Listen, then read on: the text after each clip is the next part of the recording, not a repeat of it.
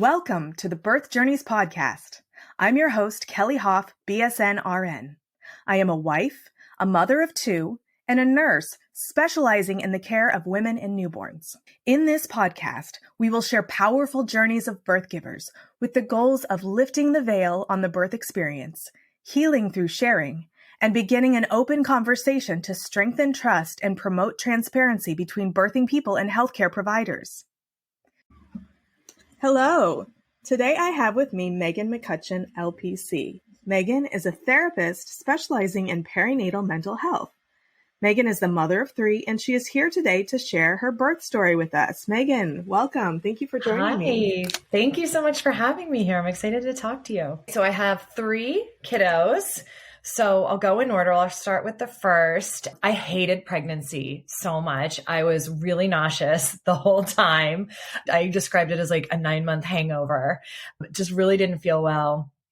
So I was super excited to give birth. I did not have any real birth plan or, it's funny because now working with so many moms, I see all the options that are out there and things that I didn't really even think about. I just knew I was going to have a baby with my OBGYN in the hospital, kind of like my mom did. That was all I knew at the time. I think one thing that was really positive about my preparations for birth and something that I like to help coach moms on when I'm working with them is to think about, like, we hear so much about the birth plan. I like to call it your birth preferences or your birth ideal, your ideal birth, because I see so many moms who have a plan and then it doesn't go according to plan and then they're left with trauma. And so luckily for me, I was pretty open-minded to, okay, this is how I think it's going to go, but I don't know how it's going to go. I did a little bit of birth prep in terms of like the hospital class and the tour of the hospital, but I didn't know a whole lot going in. And I think that was actually to my benefit because I tend to be a more anxious person. So I think too much information would have kind of made me a little unnerved, but I went in just kind of thinking, I'm going to have a baby. I'm going to hope to have a baby vaginally. I was 100% on board with the epidural and just kind of went from there, knowing anything could happen. I might end up with a C-section. We'll see. So in that birth, I was so miserable towards the end and my water ended up breaking. So, it's interesting because I've since found out that not everyone's water breaks. I just, had seen the movies and just thought that was going to happen. And it happened so much different than I thought. It was like, not to be TMI, but it was not just like a gush. It was more of like a slow trickle. And my sister is a labor and delivery nurse in another state. So she wasn't going to be there for it, but she had given me, I was so nervous about how will I know if my water breaks and all of this? And she had given me the pH test strips that you can use to test if it's amniotic fluid. So I had those, which was really nice. So when I was like, okay, I've got this little bit of discharge going on, I tested and sure enough, it came up positive for being amniotic fluid on the pH strips. So I called my doctor. This was about 4 a.m. I woke up from it in the middle of the night. And they were like, okay, well, you probably have some time. So, take your time, get dressed, come on in. So I blow dried my hair. I put on makeup. I really wanted to have those birth photos where I looked good in birth. So I took some time and then ended up waking up my husband and we went in and the nurses weren't convinced that my water had broken because it was such a slow trickle. And I was like, no, I tested it. It's amniotic fluid. They were like, sometimes at this stage, people pee themselves and you probably just had like a little bit of urine. And I was like, I didn't. So they didn't really believe me, but they had me walk around the hospital floor for a period of time until I had enough amniotic fluid seeping out for them to confirm, yes, okay, you're in labor. So then I was admitted and it took a while. I didn't really know what to expect, but first baby, I don't remember the time frame, but I had her that evening. So it took a while for it to progress. Eventually, I ended up pushing. I remember that being so hard. I remember my OBGYN saying to me a couple days before, you don't even know how hard it is to deliver a baby. And I was thinking in my mind, people do this all the time, and now looking back, I think it's a lot of working with your body. And I wish now that I work with so many moms and I know so many doulas and midwives and things like that, I wish I had had a little bit more preparation. It felt really hard, but it happened and it was fine. It was a great birth in terms of really no complications. The only thing that was really challenging besides it just being, it doesn't just slide right out. Other than that was I had been so nauseous during this pregnancy and had so much heartburn. So I was vomiting in delivery. And so that wasn't fun, but it is what it is. And then it sort of all goes away. It's funny. I haven't really thought about a lot of this in a long time. The moment she was there, it was just so worth it and so amazing and so incredible. I loved being in the hospital for a couple of days. I just loved that time with her. It was really, really nice. So I had a daughter, the first birth. And then fast forward to my second pregnancy, a lot of the same. I was really hopeful that I'd feel better the second pregnancy. I didn't, but I got diagnosed with gestational diabetes. And so that actually was kind of a blessing. I have so much, if anyone has gestational diabetes, it's such a fearful diagnosis. You feel like you did something wrong. I caused this to my baby. I feel guilty. Was it something I did or didn't do? And it's really not. It's not a big deal. And it actually ended up being kind of a little bit of a blessing because I had to do a nutrition class and learn how to balance my sugar levels. And that actually helped with the nausea so much. So it was really kind of, I think my first pregnancy, I just wanted carbs. And so I was like constantly on a sugar high. And my second pregnancy, I really learned to balance proteins with carbs, which was really helpful. And it was tough because I had such an aversion to meat during pregnancies, but ending up kind of learning to balance. I did a lot of like nuts and cheese and things like that. And I did feel better, not great, still won't lie, hated pregnancy. But then that delivery was this really kind of magical moment where I was getting towards the end of my pregnancy, was really miserable. I had it in my brain that, it's second pregnancy, this baby's going to come 2 weeks early. I really wanted that to happen. And it didn't. And I was close to my due date. First baby, by the way, came on the due date. I didn't mention that, but she came right on her due date. So this one I was convinced was going to come early. Wasn't happening. It was June. And it was this 2-week period that we had when it was just horrible weather. It was like monsoony rain. And I was just so miserable, just wanted this baby out. I had this moment where I was in the shower, just like grumpy and bitter and like, why isn't this baby coming? And I had this moment of, well, if I was this baby, I wouldn't want to come either. You've been so grumpy, so miserable. So I got out of the shower and I laid on my bed and I just had this moment of like talking to the baby where I was like, listen, I've been so grumpy. I promise I'm going to be like a great loving mom. I just want you here. I'm so sick of being pregnant and I really hope you come soon. I stood up and my water broke. It was kind of crazy. It was really cool though. It was kind of like, okay, wow. So this labor progressed really quickly. I thought I still had kind of that, time frame. So I was going to do the thing again. I was going to blow dry my hair, called my mom. She was going to come watch my daughter. And I was like, I think you can take your time. And it started happening quickly where I started feeling the contractions. I feel like in my first, I didn't really, maybe because I had gotten the epidural with the first, I didn't quite remember how it felt, but I started feeling just lots of pressure and was like, oh gosh, I need to get to the hospital soon. So luckily she came, we got in the car, I got to the hospital and it happened really, really fast. I had this nurse who I didn't love, who was just very slow. It wasn't a great experience. She took forever getting me checked in and whatnot. So baby was coming. I was like, I think like this is happening. My doctor was actually there and on call and she was about to switch shifts with another doctor. So she said, hi, other doctor's going to come in a few minutes. And I was like, I think that this is happening. She looked, she's like, get me the gloves, get me the gown, baby's here, baby's crowning. He's going to be coming now. So he came really fast. I had been strep B positive where I was supposed to get an antibiotic you get to protect baby. It had all happened so fast that I never got that. So there was some concern on my part. Is this going to be okay? It was totally fine. Baby came, pediatrician came in to check him out. And we weren't even entered into the system yet. So they couldn't do some of the things and I think that's part of why I hadn't gotten the medication yet. I wasn't checked into the system, but everything ended up fine. It happened really fast and didn't have time for an epidural. So that was, challenging. But I sort of like it as a badge of honor. Like I had this, unmedicated birth, completely not planned for, but I did it. I remember turning to my husband and saying, don't ever let me forget how painful that was, because it was, but it also was quick. And so, now knowing what I know about all the different ways there are to birth and whatnot, I don't know what I would choose these days. That one ended up being, in hindsight, a great birth. In the moment, I was like, that was hard. So after the birth of my second baby, things were great until about week 7.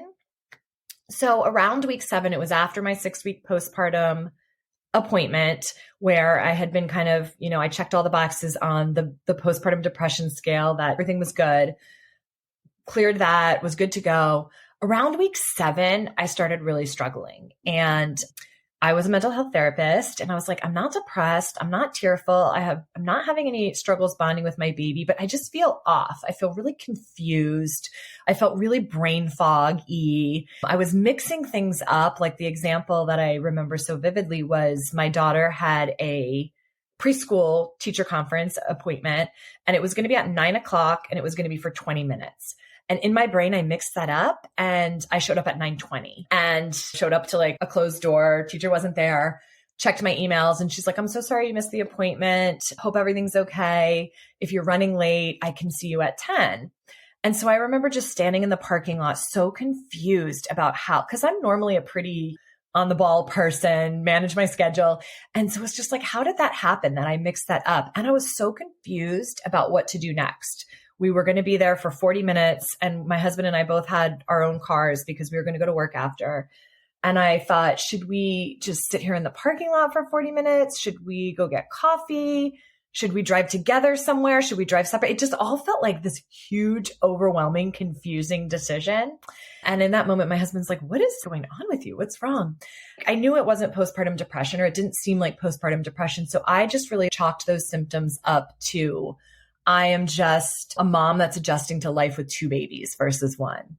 So I really kind of dismissed those symptoms. And then fast forward a couple weeks, and I had this experience where I felt so overwhelmed. I felt like I constantly needed to be busy. So I was always like busy doing stuff, wasn't doing the like rest when the baby rests, take some downtime to cuddle with your newborn. I was like, put him in the little rocker. Okay, he's quiet. I have to like organize everything in the kitchen. So I was just constantly going.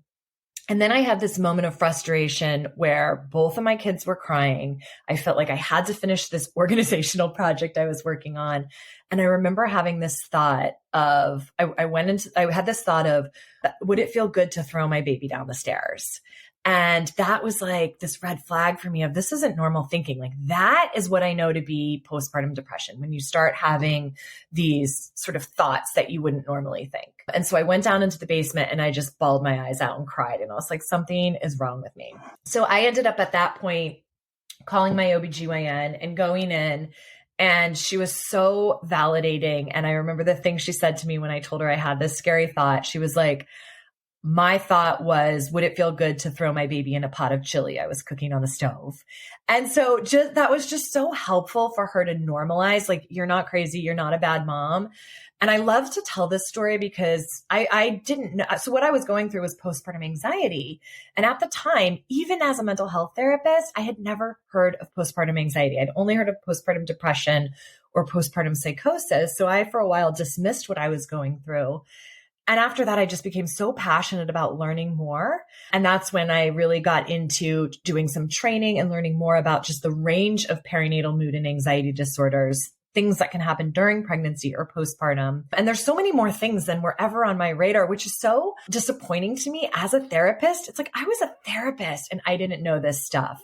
And so I'm so passionate about telling people about these different things and letting moms know that if you have those scary thoughts, it doesn't make you a bad mom. You may just be dealing with some postpartum anxiety, and it's super treatable. So that was my story with that birth and that postpartum experience. I ended up getting on medication, felt better so quickly, and got through that storm and was totally fine, and went on to have a beautiful rest of my postpartum experience. Then fast forward to my third baby, and the anxiety started coming in the pregnancy. So as I was getting towards the end of the pregnancy, again, not a great pregnancy, super nauseous, didn't love being pregnant at all, had gestational diabetes again. Towards the end of that pregnancy, I started getting so much anxiety because my second had come so fast, no epidural. And I was so afraid, what if I give birth in my car alone, or, like on my kitchen floor and it's not safe? So I just started getting a lot of anxiety in that pregnancy and ended up having my doctor write me a prescription. She's like, it's fine to take if you need to during pregnancy, but if you're okay and want to hold out till after, you could do that too. So I had that prescription and I was like, okay, I'm just going to see sort of how it goes. I've since learned so much about what's safe during pregnancy and all that. But back then I was still like, oh, I don't know if I should take this. So I was going to try to wait to after giving birth. Because of the anxiety, we decided, and because of my fear of having this, birthing alone, stranded alone somewhere, I decided to schedule an induction. So we scheduled an induction for, I can't even remember now my due date compared to when I actually gave birth, but it was not that far in advance, maybe a week or so in advance. And that was a great decision for me. It felt a little bit more like I had some control. I had some planning. And it's so interesting to think back on that because I've learned so much about birth since then. I don't know if I would have done it the same. I might have. But so we scheduled that induction and I went in to the hospital early that morning. They were going to give me I think it's Cytotec, that ripens your cervix for delivery, that medication. And they told me it's usually several hours before this kicks in. It kicked in like 10 minutes. And all of a sudden I was like, I think he's coming. Like I feel so much pressure. I did get an epidural for that one. So I've done both and I've done the epidural twice. I've done the not epidural once. Both ways are totally acceptable and whatever moms choose. So he started coming really, really fast and just, it happened a lot quicker than anyone was expecting. During that delivery, I also had, towards the end of that pregnancy, I had really bad sciatic pain. So I was just so uncomfortable. I was going to a chiropractor. It was so hard for me to move though. Like I still today, some of my friends know me as like the girl that limped around the pool that summer because I was just so uncomfortable. So it was really hard for me to maneuver. And there was a point during that delivery, which really stands out to me. Baby's heart rate started dropping. And so the nurse came over and was like, I need you to roll over now. And I was like, do I really need to? Like so hard. I needed to like physically be helped because just moving felt so uncomfortable. And she was kind of stern, like, yes, you need to roll over. And then she sort of stopped talking to me and was very focused on the monitors, making sure the monitor was on after me rolling over. And I was terrified. I was so scared in that moment. I was like, what is happening? This seems like a crisis. It seems really urgent. And I just remember being flooded with fear. And is the baby okay? Is he going to die? Am I okay? They had slapped an oxygen mask on my face and it just felt very high pressure, high energy, like what you would see in a movie. And I just remember being so scared and not knowing what was going on. And no one was really communicating with me. Fast forward a few minutes. And this is the moment I like any nurses listening to this, I really want to hear. I work with a lot of moms who had birth traumas. And I really believe that would have been a birth trauma for me had the nurse not intervened in the way she did. So after everything calmed down, they got the monitors hooked up, baby was okay. She came over and she put her arm on my shoulder and she said, I'm so sorry I stopped, communicating with you. I really wanted to make sure everything was okay, but I want you to know that everything is fine. And this happens frequently and everything's fine. We're good. We just needed to get you in a different position. It was so helpful to me that she came over and said that. And I've worked with so many moms who I don't think always get that moment of reassurance and I've got you and you're going to be okay. And are left with, I do something called EMDR, which is a therapy tool we have to help process trauma. And so I do a lot of that with moms who unfortunately are left with trauma because, they either didn't get that reassurance that they needed or something did go terribly wrong during their birth or terribly unexpected. Again, like going back to that birth plan versus like birth preferences, anything can happen during birth. So I'm just so grateful to that nurse for, handling that the way she did, because I feel like it was really helpful moment in that delivery. So after that, baby came, everything was great. Baby was born, was fine. And then I just was going to get ahead of it. So I started the medication just at that point, because I just didn't want to feel robbed of any moments of my postpartum experience due to the anxiety returning. And so overall, it was a great experience after that. Yeah, that's what I remember with those deliveries. And they were each a little bit different, but I did have good birthing experiences. Yeah. Those are really exciting birthing experiences. Yeah. Yeah. I mean, I think it's always exciting and there's always something that's a little crazy in it. Yeah. I mean, it's your first introduction into motherhood and just like, welcome to the insanity, you know? Mm-hmm. First of all, I ask everybody this. If there was anything you could go back and tell your past self in any of those pregnancies, is there a message that you would want to go back and tell yourself to help you through some of those situations? In the work I do now, I have connected with and met so many incredible people who do all the things. I have a business partner who is a pelvic floor physical therapist. I've met lactation consultants, doulas, midwives, nurses, OBGYNs, just like the whole span of providers.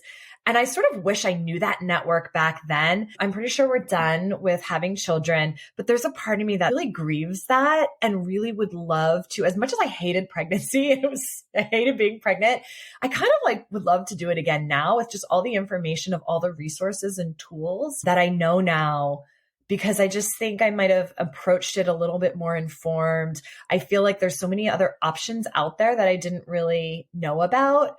I know some people who help with home births, and I don't know looking back if I would choose that. I mean, I had great hospital experiences, but I kind of wish I had the option or the knowledge, you know, of just all the things you can consider and all the different providers out there that could be a part of that journey. We have a website now. It's perinatalplace.com, where we have just started collecting all the different people that we're networking with to put it up there so that moms can see all the different resources and just know that they're out there if you need it. I did at one point utilize the services at my pediatrician of the lactation consultant, and she was wonderful and so reassuring and so helpful. But I think just for a lot of moms, as the need and the stressor arises, that's when they're getting the help. And I would love to go back and just know about these things beforehand. Because I spent a lot of time Googling at 2 a.m. while I'm nursing, you know, what is a proper latch, or is this rash normal?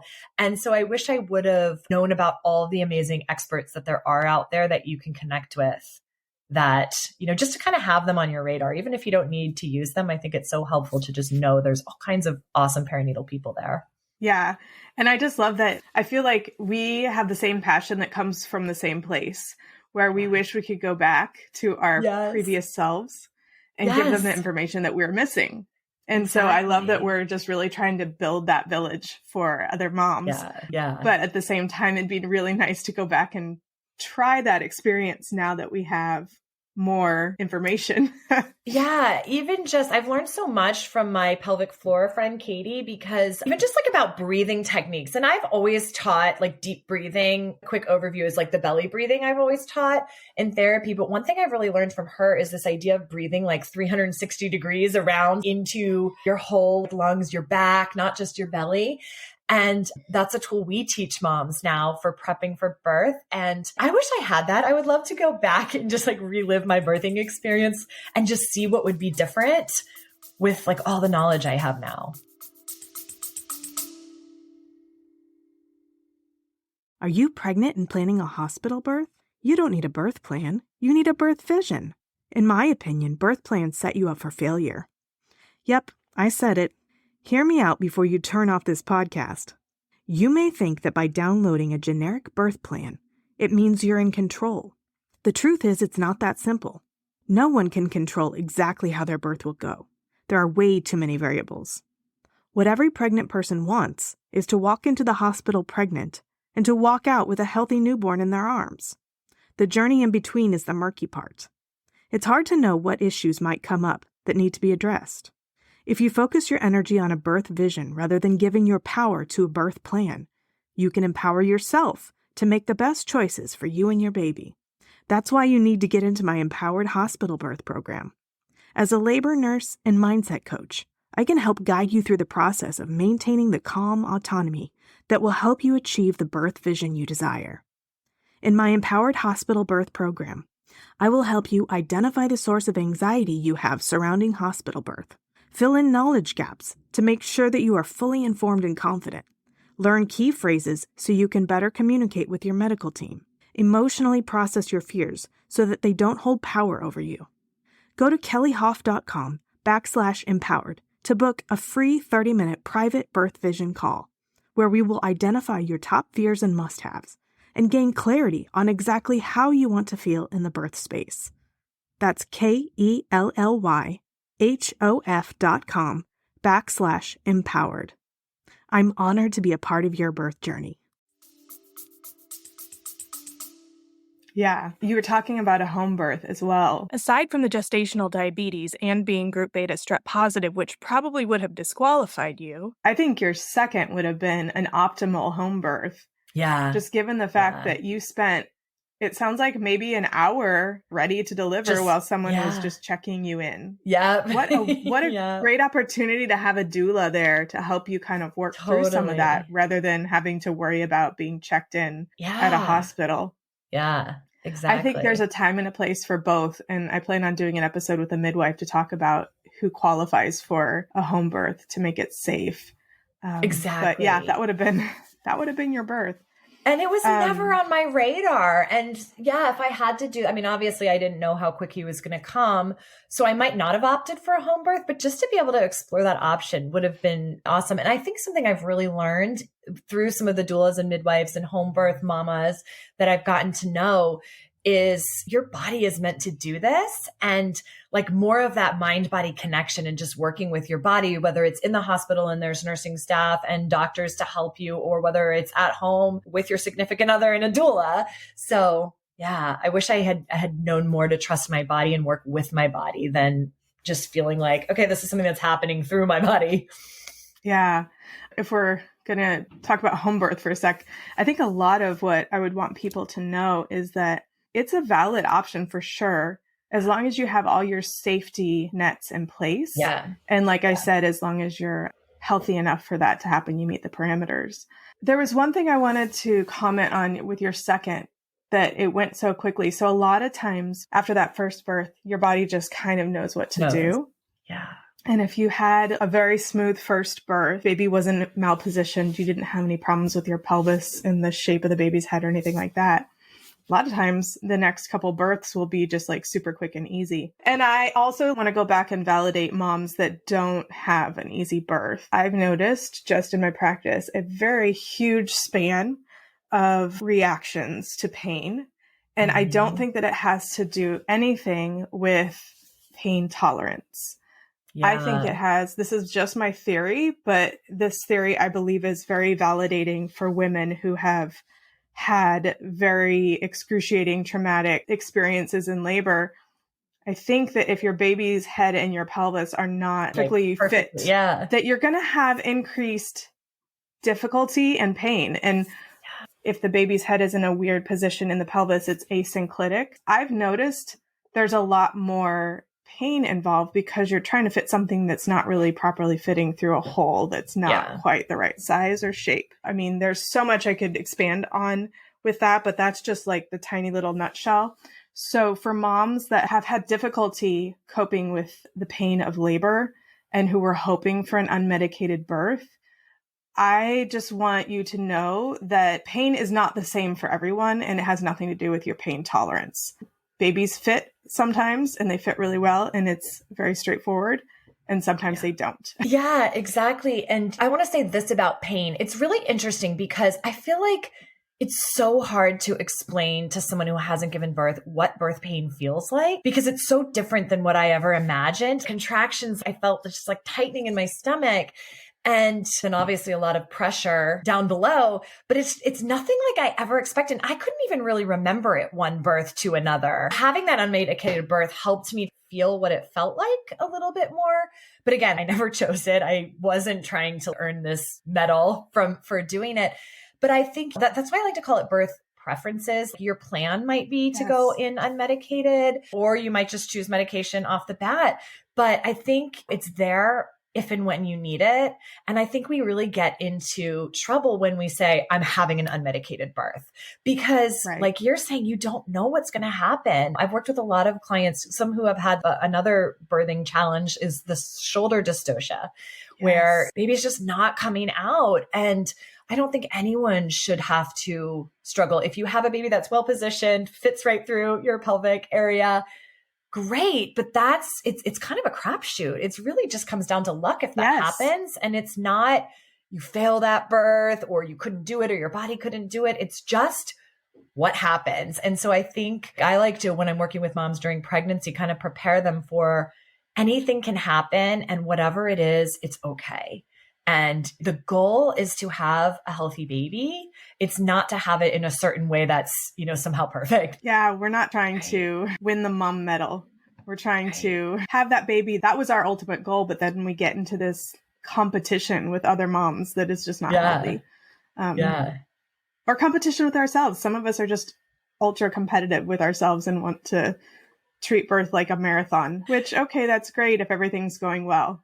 Right. Yeah. And for me, I do feel like I have this badge of I did a natural birth, even though it's nothing I ever planned. But it could be the opposite. It could be the mom that planned the natural birth without, well, I think all births are natural, but planned the unmedicated birth and chose, okay, I need medication to keep myself comfortable at this point. Like, that's your badge of honor. The badge isn't the unmedicated or the medicated. It's doing what you need to do for yourself and that baby in that moment. Yes, totally. The big thing about being able to control your birth is, I believe, women forget that the baby has a mind of its own. Yes. Well, that's what I always say. Like, mine came fast and furious, and that was him. Yes. Right. And the baby doesn't know. They don't get a textbook inside. I know they're in there for 9 months, but they're not reading the textbook about how to fit through your pelvis and about when to come. Right. They have no idea. They just get comfortable. And sometimes comfortable, like for my son, comfortable was resting his head on my rectum for 3 months, causing nerve damage. Yeah. Yeah. That's, I mean, TMI, but let's talk about reality, So babies don't know what they're doing and they don't know how to fit through. And sometimes it's just hard. Yeah. So that's why, as a nurse, I want to be here to help. And it's definitely easier to help when we are all flexible and willing to have the same goal, which is healthy mom and healthy baby. Yeah. That flexibility is so key. Oh, yeah. So when you had what we call the deceleration and they had to come in and have you move quickly, my first question for you was, did you have an epidural yet at that time? I don't even remember. That's a great question. I think I did. When we go in and are responding to the decrease in heart rate, that's called a deceleration. Yeah. If you're not prepared for that, and I think it's important that we touch on this because this is a frequent occurrence in labor. What can happen is your baby's heart rate can go down either in response to a contraction or spontaneously. And because all we are seeing is your baby's heart rate and what we call the variability. So just if it looks all bumpy and it's not a straight line, that's good. And if there's big high jumps and we call accelerations, that's also good. So if that's happening, everything's great. But we have to interpret everything that's going on with your baby's physiology just based on that heart rate. And so if the heart rate spontaneously or in response to a contraction goes down and doesn't come up, we have to go in and reposition. And that is because we aren't exactly sure what is going on inside because we can't see. Sometimes the baby is laying on the cord. Sometimes there's other things going on. We do a lot of different movements to try to alleviate that heart rate deceleration. But we have to do it quickly because there's only a certain period of time that we can allow the baby's heart rate to be down before we have to take emergency action. And so when we come into your room, if you're a mom in labor and we ask you to quickly roll over, I see a range of different reactions, but just know that yes, it's an emergency in that moment, in that we don't exactly know what's happening yet. And we're trying to fix it quickly because we are on the clock trying to help your baby. It may turn into emergency. It may not. Like I said, it's something that happens in labor, but we have to act quickly. So if your team comes in and asks you to move quickly, that's all we're trying to do. We're trying to reposition your baby in relation to your body, in relation to the umbilical cord, and see what's going on. We might also check your cervix because sometimes when the baby comes down quickly, there can be a decrease in the heart rate, but we're troubleshooting. Right. And that's the key for moms to understand. We have to come in and troubleshoot. And if we're not communicating with you, it's because we are taking into account multiple parameters. And if you thought what I was saying was very kind of overwhelming and confusing trying to explain it, that was just the tip of the iceberg. We're doing a lot of things. We are observing a lot of things. We are trying a lot of things to see if we can fix this And then if we can't, if we've done a lot of things and your baby appears to still be in distress, then we might move to heroic measures like a C-section if that's indicated. There's some others depending on your dilation and your baby's position within your pelvis that we could try before that. But like I said, it's a big troubleshooting situation, and there's multiple people in there helping us troubleshoot because we're trying to move a mom and a baby, sometimes an epiduralized mom. So it's challenging. So I just want to prepare moms mentally for that to happen, because it is very common for the nurses and the doctors to not communicate with you until afterward. We will come in and we will sternly say, you need to move over, because sometimes when we go in, and this is our own trauma resurfacing probably, and maybe we could react a little bit better, but it seems like if we aren't kind of stern about it, then we get this reaction like, okay, and then mom will lazily kind of start to roll over. That's not the time to do that. We need you to take your arms, if you have an epidural, reach over to the side rail and pull the top of your body over so that we can pull the bottom of your body over so that we can get you in an optimal position very quickly so that your baby is safe. And that's why we're stern. Yeah. And I apologize for all the nurses out there. And I also, like you said, send the message out to all the nurses out there to please debrief with your patient afterwards. Yeah. Talk to them about what happened, because for some, they're just like, okay, I'm going with the flow. Some of them, it is an anxiety producing, more so for some than others. And it's just important to communicate. But I just want all moms to know that this is a part of the labor process. And when we come in and we're doing those things, doesn't mean that we're necessarily going to have huge problems later. As you were saying that, I was thinking, so I have, my sister was a labor and delivery nurse. So she and I talked about it after, and she's like, oh my God, that happens all the time. It hadn't happened in my first two. So I wasn't really on my radar. And I so wish I had this information before. Like, it's common that sometimes baby's heart rate will decelerate. You just got to move. It may be okay. We may need to move to something else. You know, I think if I had that knowledge, I wouldn't have been as scared in the moment. But the physiological point that I like to teach about is what happens to our body in those moments when we're scared is we literally go into a flight, fight, or freeze response. And if you are able to get the debrief, that can help kind of erase that. If not, you can be left with that trauma. And I can see how easy it would be for providers to just be like, okay, baby's fine, we're good, and not realize mom is stuck in fight, flight, or freeze. And that's why that debrief is it's so helpful to get her out of that response so that doesn't stay stuck in her body and cause her issues. Like, I've had some moms who had something traumatic like that during the birth, or, you know, or perceived trauma. That's really important to mention. Like, for me, that wasn't a huge trauma. Baby was fine. But in that moment, it was perceived life or death for me. And so I see so many moms who have struggles in the postpartum period because they're having a hard time bonding with the baby, or even like looking at the baby, because it'll bring them right back into that fight, flight, or freeze. But we can so decrease that by debriefing, by explaining, by having the knowledge beforehand. Yeah. It's so hard too, because as a nurse going in, first of all, you can take a birthing class, but how overwhelming would that be? There's so many basics that you have to teach in the birthing class. Exactly. And taking care of yourself, taking care of baby, and getting the baby out. That's the birth class, right? Yeah. Mm-hmm. To talk about all these nuances all before, it's, at least for me, it was a struggle to even consider how to do that. I thought about maybe doing a website or something, because I want moms to know about all this. But how boring would a website be if it's just, you know, an explanation of all of these things? And so this is my goal with the podcast, to slowly introduce all of these possibilities, and in the context of stories from other moms, so that it's interesting and fun to listen to. But there is just so much. There's so much that we need to know. And for what? For one 10, it's not 9 months, it's 10 months, 10-month period. Let's give moms credit for that extra month. Yes. 40-week experience. Yeah. 140-week experience. It's just so overwhelming.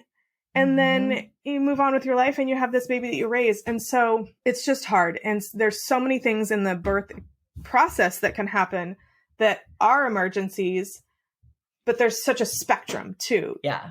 And I guess what I'm trying to say is I am on a mission to prepare moms before and after, but also I want moms to take the initiative. If there's this moment where you feel unsafe, tell your provider what you're feeling, because we don't always notice.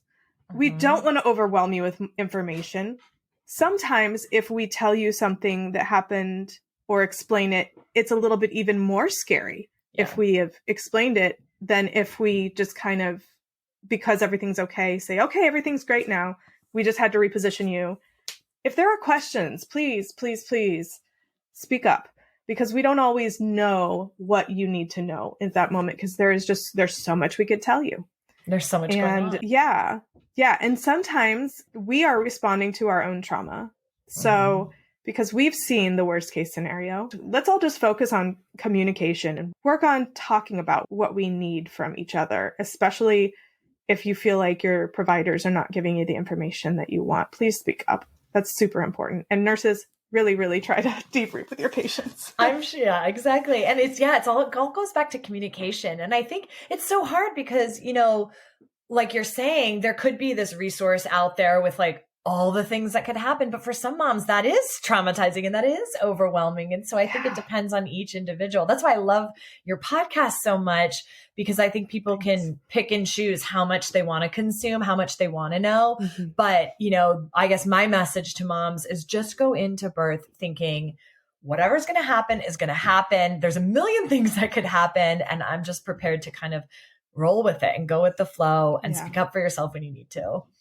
Yeah, definitely. Oh, we haven't talked about all the manifestations of postpartum. I don't even know what to call it at this point, because we call it depression, we call it anxiety, we call it PTSD, we call it, what's the other one? Psychosis. But I feel like those are just the four main big ones. There's a lot in between there. There's a lot. Yeah. So we could do a whole episode on this, but I'll give you a little brief 101. So we're calling it perinatal mood and anxiety disorders. So perinatal is encompassing that pregnancy and postpartum period. So that whole span. A lot of resources will tell you that postpartum is a year. I like to say once postpartum, always postpartum, because I see a lot of moms come in with some of these things when their baby's 2 years old and they're like, well, I'm not postpartum. And it's like, but this probably started out in this period and is kind of lingering. So never think that you're past that window of getting help. So the main disorders that we talk about are postpartum depression, postpartum anxiety, postpartum OCD, which is a little bit different than like the traditional OCD we think about. It's more about obsessive thoughts. So for me, my anxiety I sort of call it like a flavor of anxiety. When my thinking started turning into, would it feel good to throw my baby down the stairs? In hindsight, I realized I had a lot of anxious thoughts around, is my baby okay? Is my baby going to make it through the night? Do I need to constantly check on my baby? Is my baby safe? So any of those obsessive thoughts about harm or safety is kind of a postpartum anxiety OCD thing. And then there's also, and when I'm saying postpartum, I also mean perinatal. So it can happen during pregnancy. And then perinatal PTSD. So that's when anything happens during pregnancy or birth that is either traumatic or you perceive to be traumatic and scary, that can leave you with some of these, symptoms. And then postpartum psychosis, which is when you actually have a break from reality and have delusional thought. So those are sort of the 5 main labels that we give, but there's so much overlap in symptoms and there's so many different symptoms. Like postpartum rage is another one that people talk a lot about. A lot of times they feel irritability.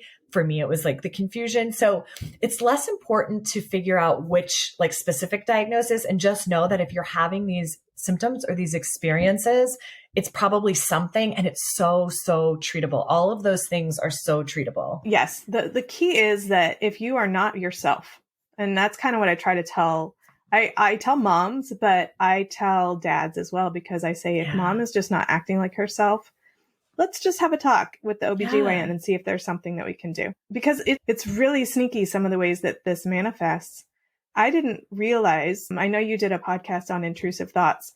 Mm-hmm. I didn't realize that those intrusive thoughts were a manifestation of perinatal mental health dysfunction. Yeah.